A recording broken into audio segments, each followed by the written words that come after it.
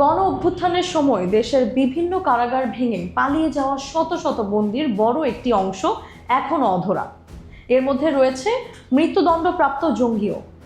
আর এসব পলাতক সদস্যদের ঘিরে নতুন করে আতঙ্ক তৈরি হয়েছে নিরাপত্তা মহলে।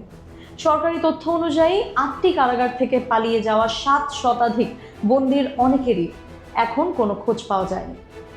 সবচেয়ে উদ্বেগের বিষয় হলো তালিকাভুক্ত জঙ্গিদের মধ্যে অন্তত 70 জন এখনো ধরা পড়েনি।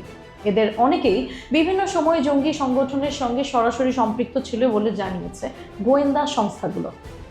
আইন শৃঙ্খলা বাহিনীর দাবি, আগে এসব জঙ্গি আলাদা আলাদা নামে সংগঠন পরিচালনা করলেও এখন তারা নতুন কৌশলে সক্রিয় হওয়ার চেষ্টা করছে।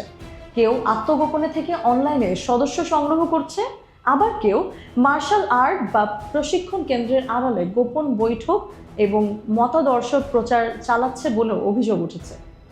সম্প্রতি দেশের গুরুত্বপূর্ণ স্থাপনায় হামলার আশঙ্কায় বিমানবন্দর সহ বিভিন্ন স্পর্শকাতর স্থানে নিরাপত্তা জোরদার করা হয়েছে। গোয়েন্দা নজরদারি বাড়ানো হয়েছে কারাগার ও সন্দেহভাজন নেটওয়ার্কগুলোর ওপরও। নিরাপত্তা বিশ্লেষকরা বলছেন, জেল থেকে পালিয়ে যাওয়া জঙ্গিদের দ্রুত গ্রেফতার না করা গেলে ভবিষ্যতে বড় ধরনের ঝুঁকি তৈরি হতে পারে। তবে সংশ্লিষ্ট কর্মকর্তারা বলছেন, পরিস্থিতি নিয়ন্ত্রণে রাখতে অভিযান চলছে। সীমান্ত এলাকা, পাহাড়ি অঞ্চল এবং অনলাইন প্ল্যাটফর্ম সব জায়গাতেই নজরদারি বাড়ানো হয়েছে। একই সঙ্গে কারা কর্তৃপক্ষের ভেতরেও তদন্ত চলছে। পালানোর ঘটনায় কারো গাফিলতি বা সহযোগিতা ছিল কিনা সেটা নিয়েও খতিয়ে দেখা হচ্ছে।